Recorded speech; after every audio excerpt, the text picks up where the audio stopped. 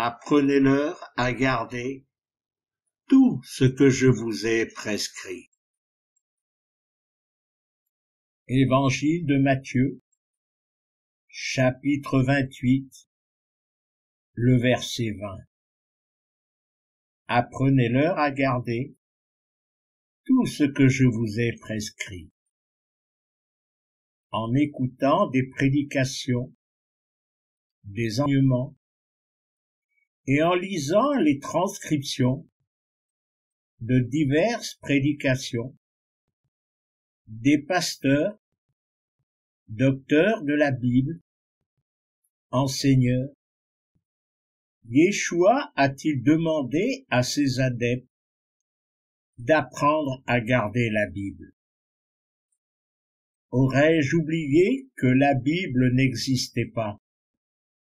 Non, puisqu'elle a été compilée 300 ans plus tard. Et puis, en lisant ces versets, première épître aux Corinthiens, chapitre 1, les versets 10 à 16. Je vous implore, frères, par le nom de notre Adon Yeshua, le Messie, de dire tous de même, et qu'il n'y ait pas de division parmi vous. Soyez unis dans une même intelligence, une même pensée.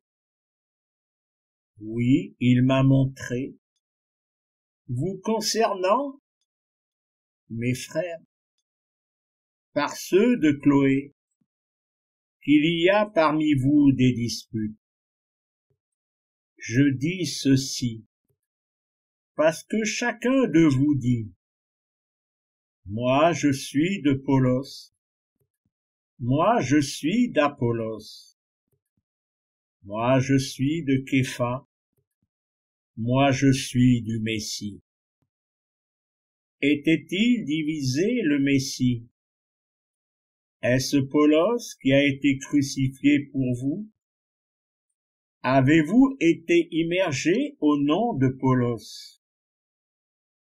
Je remercie Elohim de n'avoir immergé aucun d'entre vous, sauf Crispus et Gaius, pour que nul ne puisse dire que vous avez été immergés en mon nom. J'ai immergé aussi la maison de Stéphanos. Pour le reste, je ne sais si j'ai immergé personne d'autre.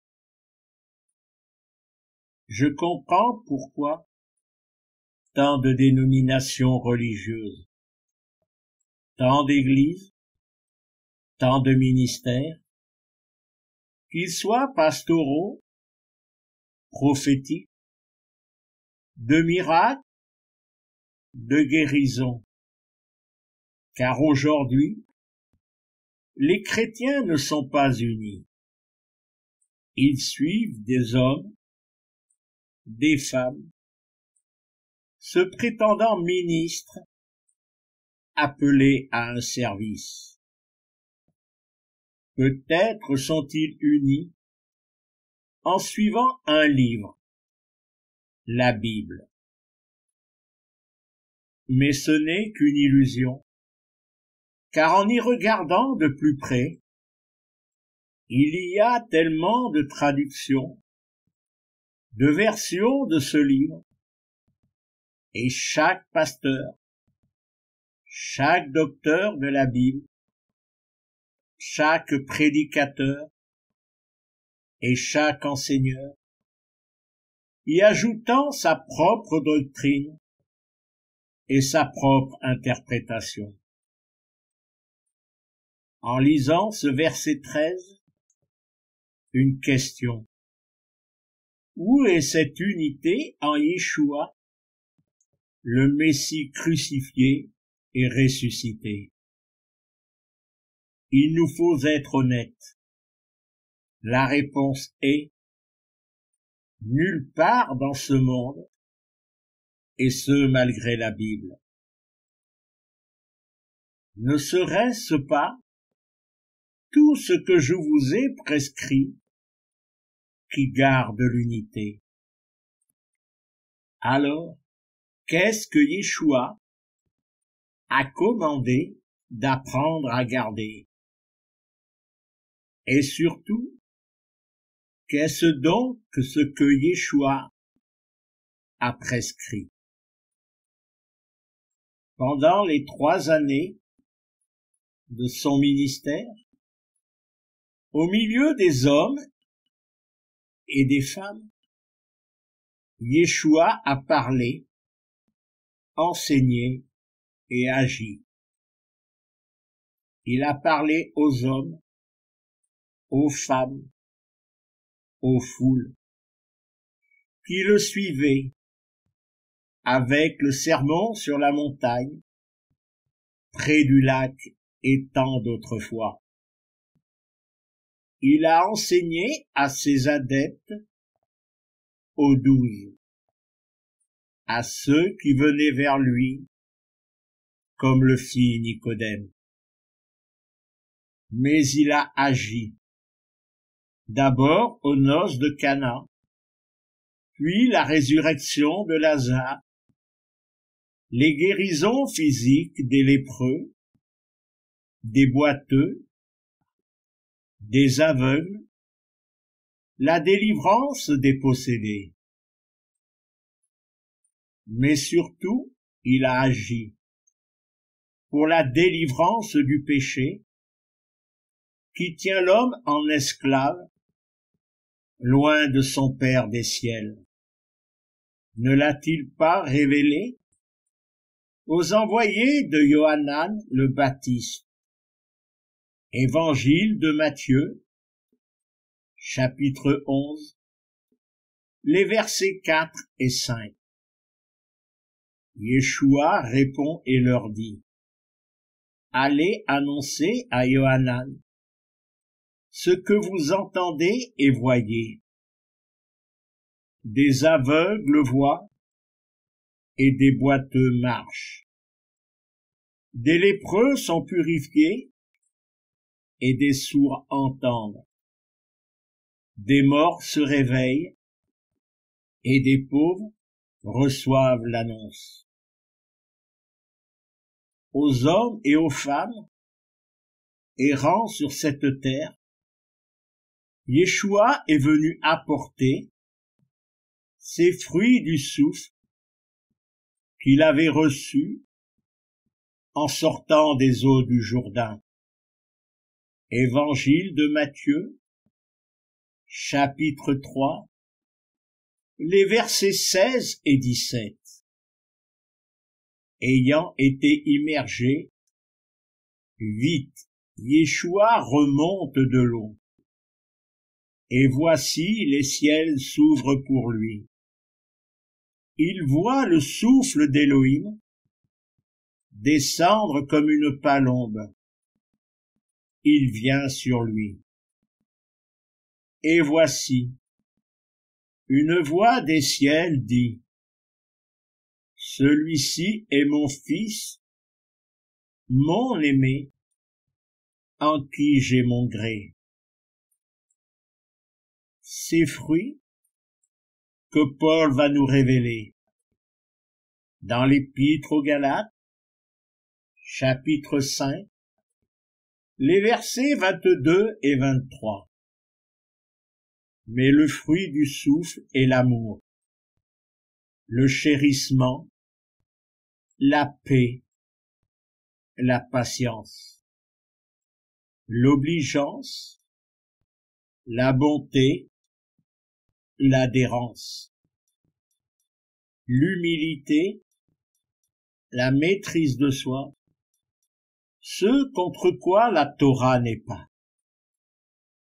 Et le premier de ces fruits est l'amour. Évangile de Jean, chapitre 15, le verset 13. Personne n'a de plus grand amour que celui qui livre son être pour ses amis. Cet amour dont Paul va dire, dans la première épître aux Corinthiens, chapitre 13, le verset 13. Maintenant demeure adhérence, espoir, amour. Mais des trois, le meilleur, l'amour.